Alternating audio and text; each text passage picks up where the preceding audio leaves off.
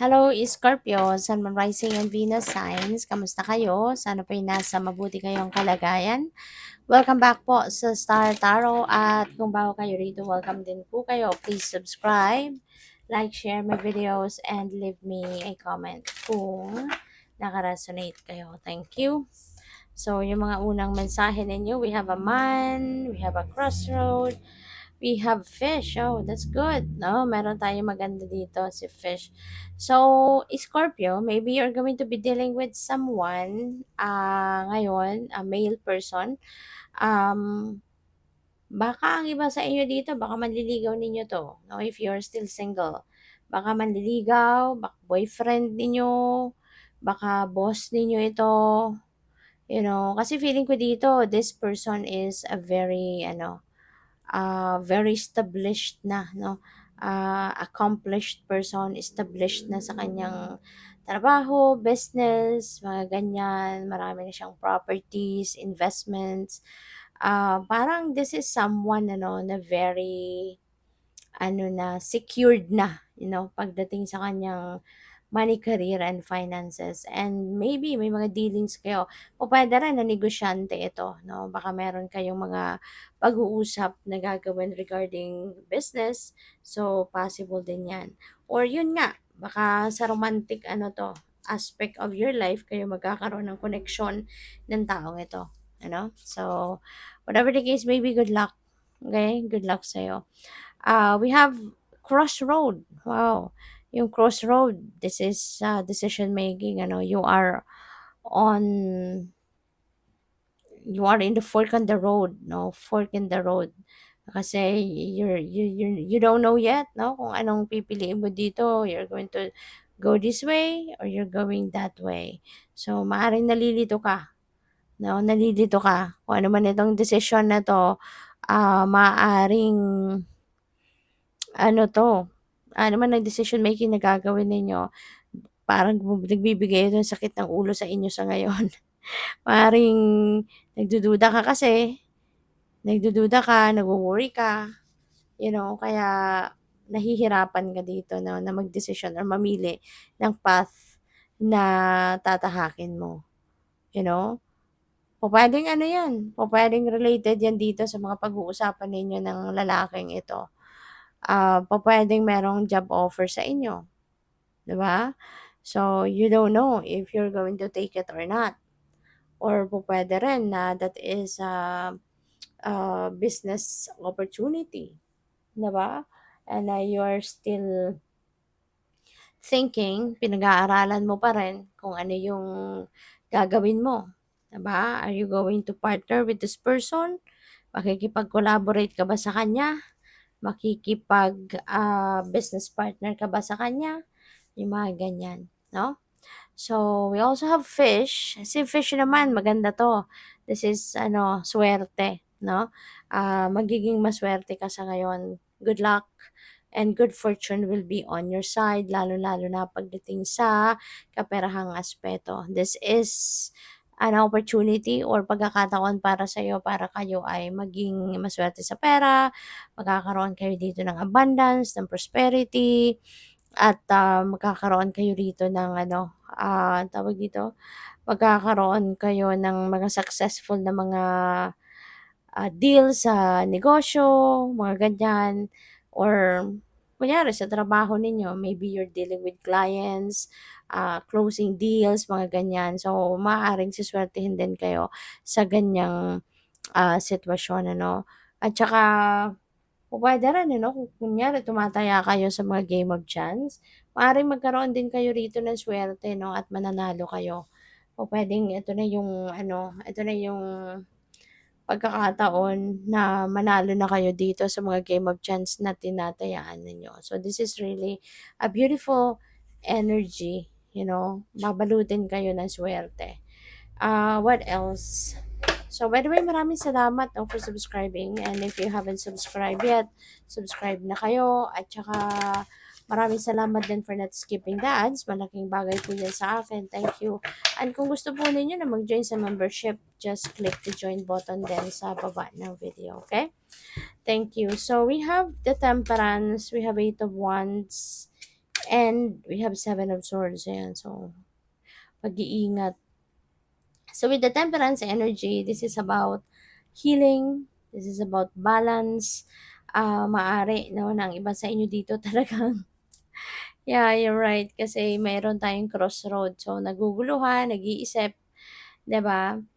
Confused, kaya kailangan ninyo ng balanse. Para matulungan kayo, makatulong sa inyo na gumaan ang inyong pakiramdam, magkaroon ng clarity, matanggal yung confusion, matanggal ninyo yung, kasi muddled mind kayo ngayon, eh.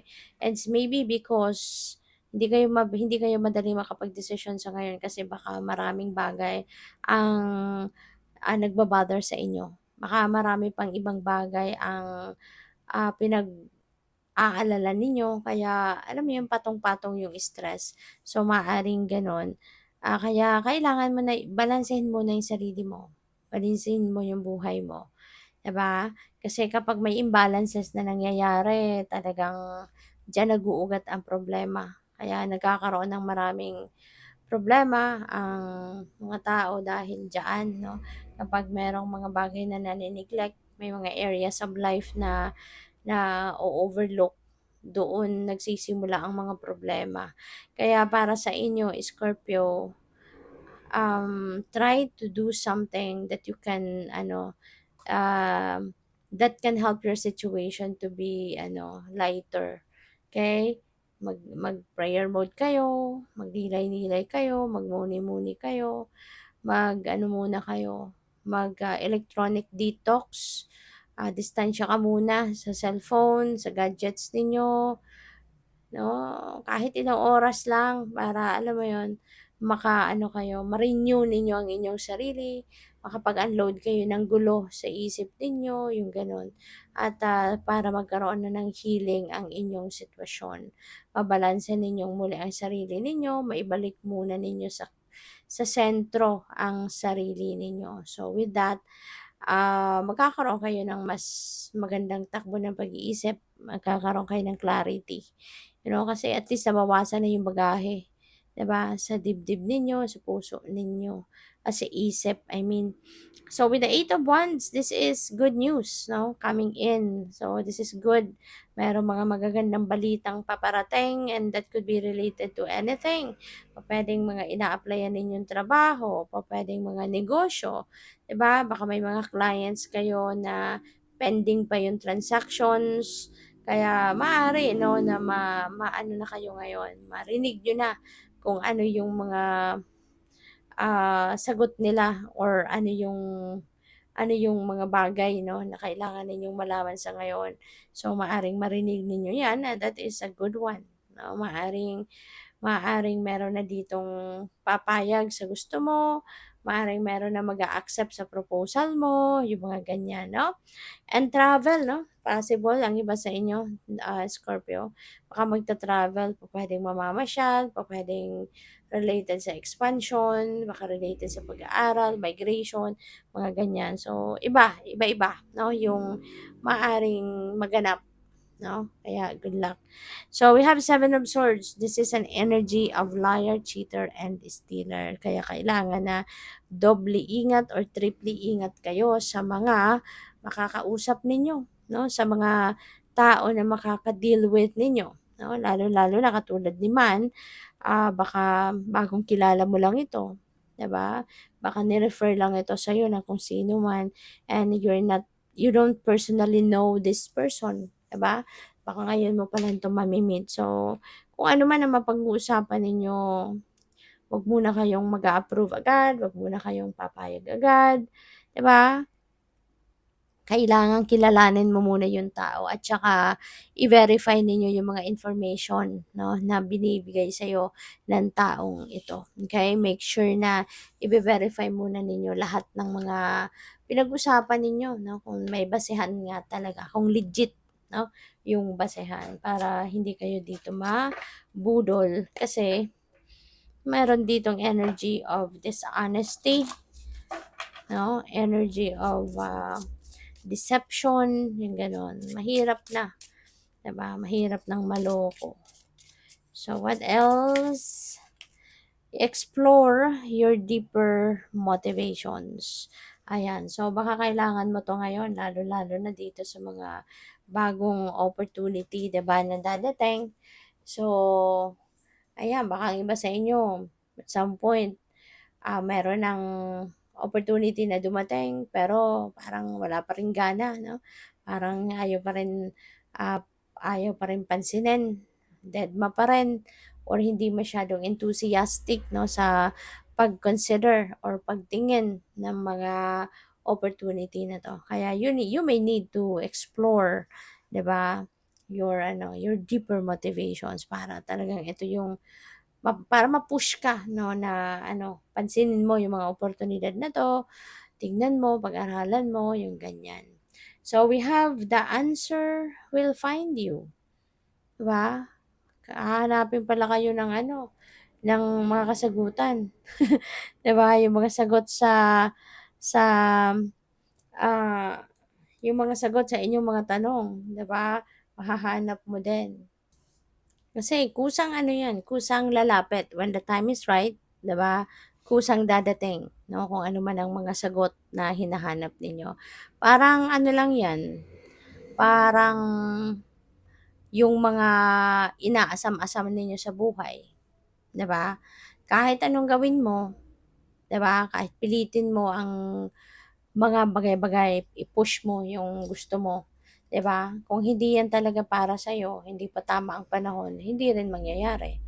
So, parang gano'n lang 'yun 'no, but when the time is right, when divine timing comes, 'di ba, kusa na lang lalapit, kusa na lang mangyayari, kusa na lang mag-a-unfold, 'di ba, na hindi mo na kailangang puwersahin, hindi mo na kailangang habulin or madaliin, 'di ba?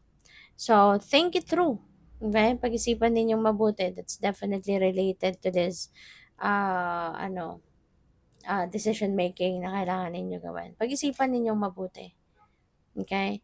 Pag-isipan ninyo kasi if you're not going to think about it, 'di ba, kung hindi mo rin pag-iisipan mabuti, hindi ka rin wala, anong magiging desisyon mo, 'di ba? Anong pipiliin mo diyan kung hindi hindi mo pag-iisipan? Puwede rin naman magdedesisyon ka na lang ng basta, ayan magmi-mini-mini-mo ka, hindi mo pinag-aralan pero hindi mo tinignan maigi, 'di ba? Ano mangyayari, 'no? So, maaaring magsayang ka lang diyan ng oras, panahon, atensyon, pagsisihan mo lang, yung gano'n. Kaya kailangan talaga na pag-isipan ang mga desisyon na ginagawa natin, okay? So, good luck. Thank you for watching. Love and light. Namaste.